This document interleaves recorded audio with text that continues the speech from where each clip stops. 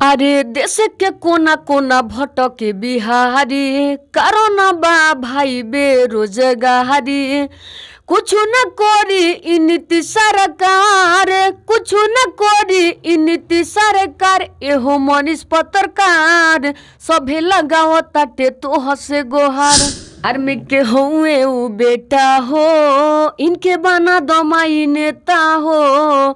हुए गरीब के लोरा पोछवैया हो, अरे कृपाइन पे बना दो देवी मैया हो। सीएम बन जा समोहन से कोसे अप भैया हो। अभी तक आपके पास कितना मीडिया आ गए हैं लोग? हम सब 2000। एक बार और बोल रही थी आप मनीष कश्यप के फोटो लेकर हम सुतते हैं जागते हैं। जी बिल्कुल, अभी आप बोलिएगा तो दिखा देंगे। दिखाइए फोटो।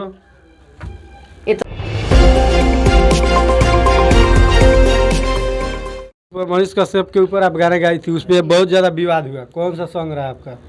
अरे कबो ना हो खेलो अखिया से वो झले, कल कुबुल राजा हमार पर हो जले।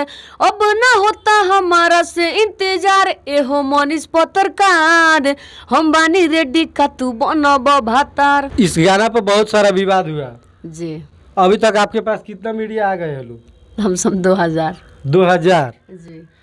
तो इस गाना के मतलब क्या हुआ? इस गाने के मतलब यही है, हम उनसे बहुत ही प्यार करते हैं, इसलिए गाना के माध्यम से पहले जो मेरा सॉन्ग आया था, एक गाना के माध्यम से उनको एक लड़की, हर लड़की चाहती है मेरे पति अच्छा मिले, तो एक लड़कियों को फीलिंग के बताने के लिए हम वो सॉन्ग किए थे। एक और ही मनीष जी पे मेरा सॉन्ग आया है। अरे दिलवा में छपल बाटे तोहरे फोटो हुआ, हमारा ला तू ही खेसरिया निरहुआ।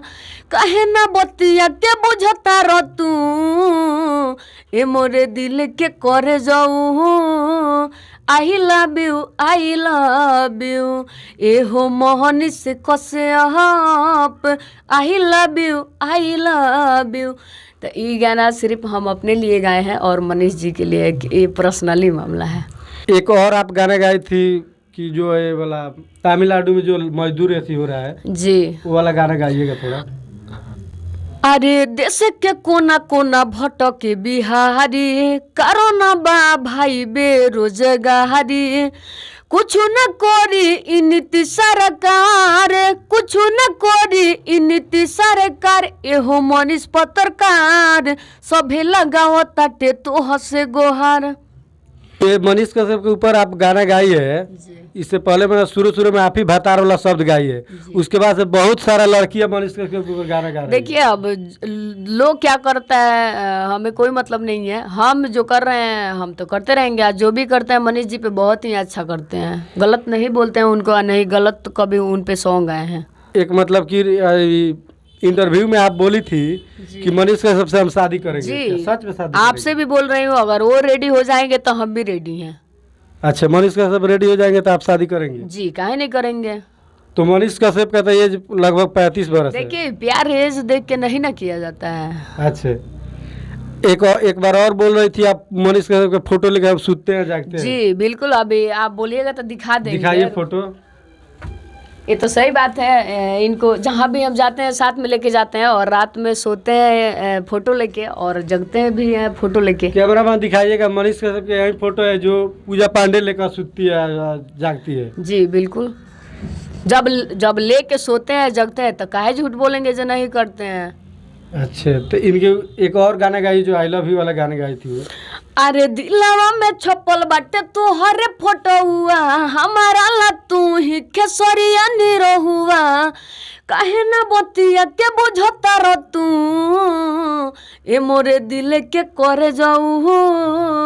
आई लव यू एहो मोहनी से कसे आप।